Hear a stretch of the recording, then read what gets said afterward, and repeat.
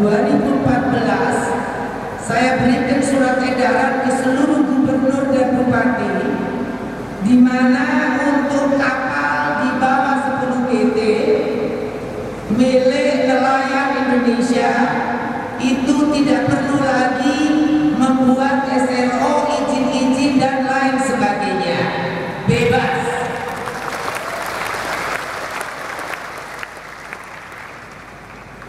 Yang kedua, untuk kapal ikan eks asing itu dengan Perpres 44 milik asing maupun eks asing itu semuanya tidak boleh lagi beroperasi karena perikanan tangkap itu masuk dalam negatif list investasi asing. Kalau ada kalian mempertanyakan kapal eks asing atau kapal ikan asing boleh nangkap di Indonesia, atau mempertanyakan kenapa ibu larang, itu saya akan langsung tunjuk itu berarti anteknya mafia illegal fishing gitu. Kalau orang Indonesia mau dukung kapal eks asing atau kapal asing, ya bukan orang Indonesia kamu. Lah iya toh, ya enggak? KKP tidak pernah mempersulit izin-izin, tidak pernah mempersusah membuat deregulasi yang mempersulit izin, tidak ada.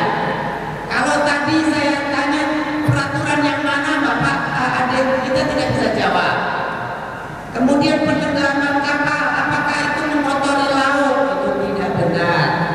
Justru penenggelaman kapal itu kita buat menjadi rumpun-rumpun dan rumah ikan. Dan itu adalah hukuman yang sangat adil. Kau curi ikan, kau menjadi rumah ikan. Setuju dong? Kenapa tidak dibagi ke nelayan kecil? Nelayan kecil itu apa? Siapa? Kapal ikan yang mencuri ikan di Indonesia itu paling kecil 70 GT. Perlu uang untuk operasi paling sedikit sebulannya 200 juta. Punya kan nelayan kecil uang 200 juta? Intinya kita sudah coba dulu, biasanya sama KUB atau koperasi dijual lagi, dibeli oleh agennya, balik lagi sama pemilik kapal. Sekarang pun ada yang dilelang. Nanti 2 bulan lagi PSDKP nangkap lagi kapal yang sama. Bulan ini kita tangkap, dilelang oleh kejaksaan.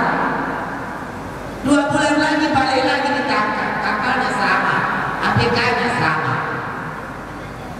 Mau mengerjakan pekerjaan begitu, ya. Menteri lain mungkin mau, saya tidak tahu.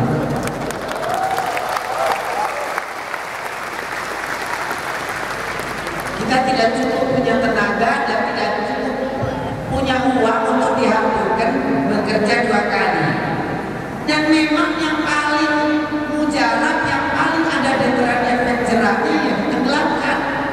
Tidak ada lagi yang lebih menakutkan pemilik kapal, pencuri ikan, selain kapal ini tenggelam, tidak ada. Dan itu membuat semua yang di lapangan juga tidak ada kepala 2. Komandonya satu, tenggelamkan, selesai. Dan sekarang laut Indonesia ini menjadi laut yang paling ditakuti di seluruh dunia oleh para pencuri ikan.